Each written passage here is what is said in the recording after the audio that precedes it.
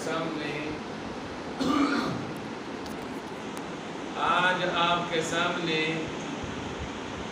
پہلی مرتبہ ما فی الزمین کے اظہار کا شرف حاصل ہو رہا ہے۔ عزیزان گرامی، جو آیت کریمہ میں نے آپ کے سامنے تلاوت کی ہے، اس آیت کریمہ کے اندر اللہ کی کریم ذات نے اللہ کے راستے کے اندر مال خرچ کرنے کے بارے میں کچھ ہدایات ارشاد فرمائی ہے۔ عزیز دوستو، قریب زمانے کے اندر حج ادا ہو چکا، قربانی ادا ہو چکی ہے،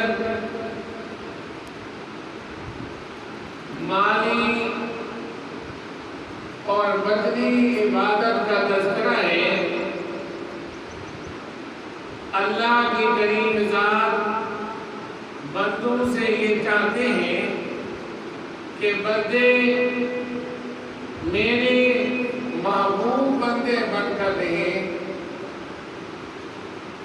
اور اللہ کے محبوب بندے ہی اللہ کے ہاں مقام پانے والے لوگ ہیں۔ جو لوگ اللہ کی کریم ذات کو مانتے ہیں، وہ اللہ کی کریم ذات کے احکامات کو بھی مانتے ہیں۔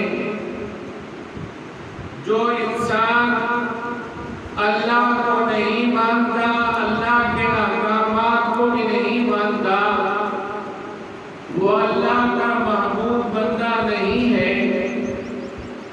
قربانی قرب سے ہے کہ قرب اللہ کا حاصل کرنا ہے۔ دیکھیے، سیدنا ابراہیم خلیل اللہ نے اللہ کا قرب حاصل کرنے کے لیے اپنا مال، اپنی دولت، اپنے بیوی بچوں کو قربان کر دیا، اور سیدنا ابراہیم خلیل اللہ چاہتے یہ تھے کہ میں اللہ کا محبوب بندہ بن جاؤں۔ عزیز دوستو، حج سے اور سیدنا ابراہیم خلیل اللہ کے واقعے سے ہمیں یہ بات معلوم ہوتی ہے کہ جو انسان اللہ کا رب بن جاتا ہے، اللہ اس کے بن جاتے ہیں، اس کے لیے تھوڑی سی قربانی کرنی پڑتی ہے، تھوڑا سا اللہ کے راستے کے اندر اللہ کا قرب حاصل کرنے کے لیے تھوڑی سی جدوجہد کرنی پڑتی ہے، تھوڑی سی کوشش کرنی پڑتی ہے۔ اگر اس کوشش کو اللہ کی کریم ذات مانے تو وہ عند اللہ کا محبوب بندہ بن جاتا ہے۔ اگر وہ مردود ہو جائے تو وہ عند اللہ کا مردود بندہ بن جاتا ہے، اللہ سے دور ہو جاتا ہے۔ قربانی کی ابتدا سیدنا آدم علیہ السلام کے دو بیٹوں سے ہوئی۔ ایک کا نام کابیل تھا، دوسرے کا نام حابیل تھا۔ اس زمانے کے اندر یہ دستور تھا کہ سیدنا آدم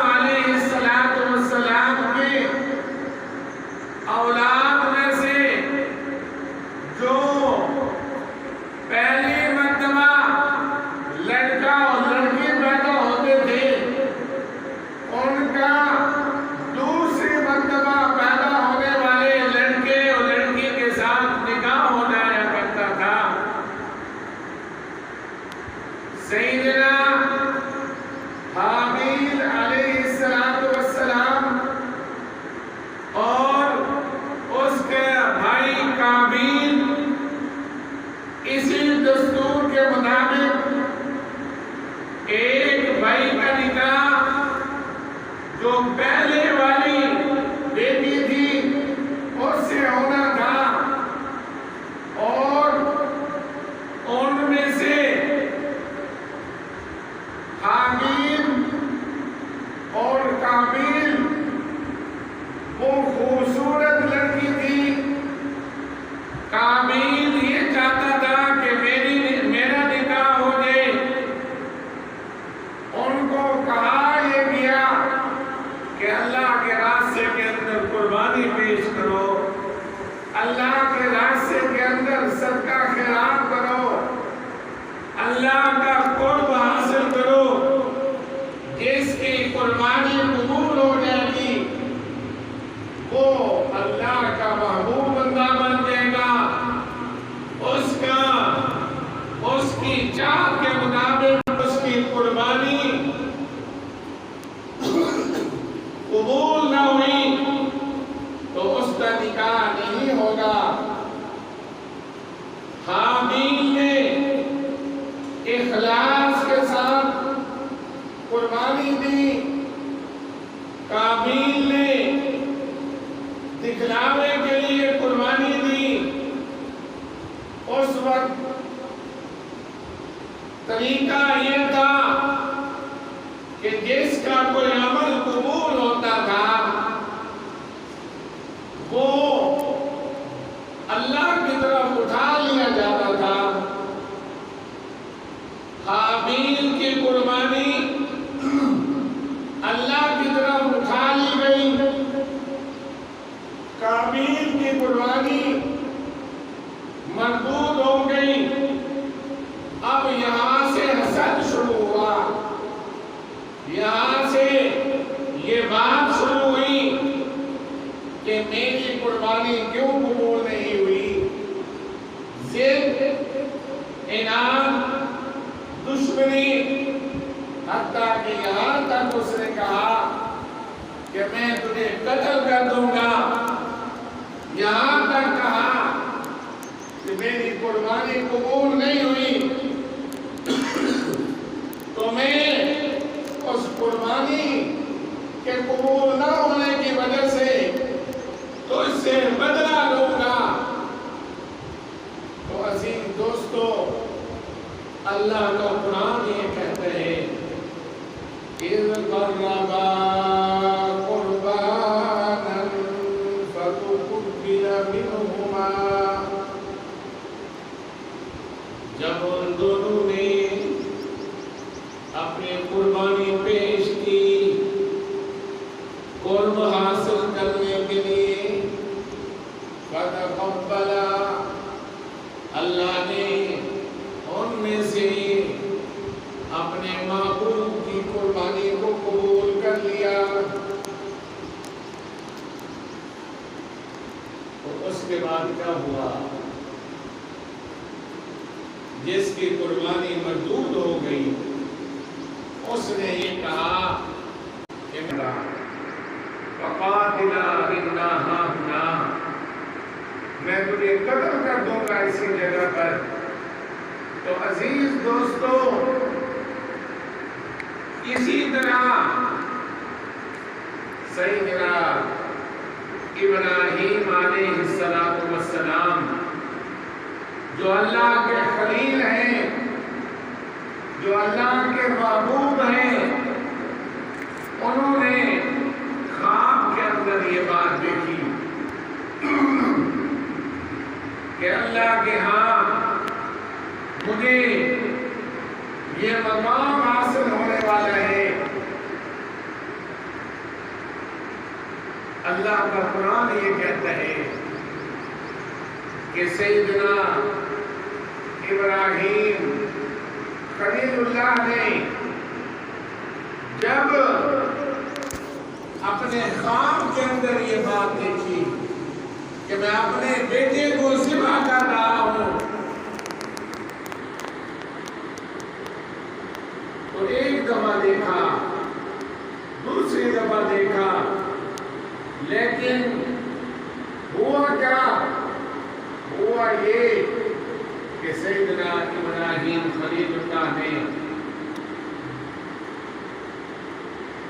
اپنے بیٹے کو قربان کرنے کے لیے تیار کیا۔ تیار کرنے کے بعد اس کو میدان میں لے گئے بچے کو قربان کرنے کے لیے۔ دل کے اندر اخلاص تھا، دل کے اندر وحدانیت تھی، دل کے اندر قربت تھی، دل کے اندر اللہ کو راضی کرنے کا جذبہ تھا۔ اللہ نے آسمانوں سے دمبے کو بھیج دیا، اور آج سنت ابراہیمی اس وقت سے لے کر آج تک سنت ابراہیمی چلی آ رہی ہے۔ اور کیسے قربان جائیں ان کے اخلاص پر، قربان جائیں سیدنا ابراہیم، سیدنا اسماعیل خلیل اللہ کی، کہ اس وقت سے اسی جذبے کو دیکھا جا رہا ہے، اسی قربت کو اندر وہ للہیت ہے، اللہ کو راضی کرنے۔ پیارے محبوب علیہ السلام نے بڑی عجیب بات فرمائی، فرمایا یہ جو تم قربانیاں کر رہے ہو، یہ جو تم جانور پیش کر رہے ہو، کل قیامت کا دن ہوگا، میدان محشر کا دن ہوگا، یہ تمہاری سواریاں بنا کر تمہارے سامنے پیش کی جائیں گی۔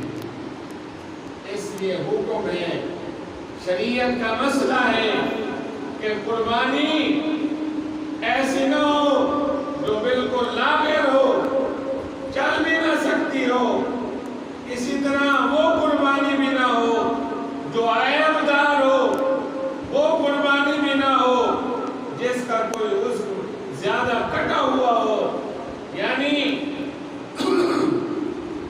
ایک بکرا ہے، وہ چلنے سے عاجز ہے، اس کی قربانی نہیں ہوگی۔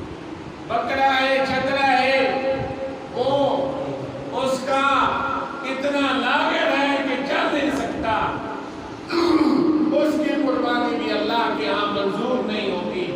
عزیز دوستوں، کہنے کا مقصد یہ ہے کہ یہ قربانی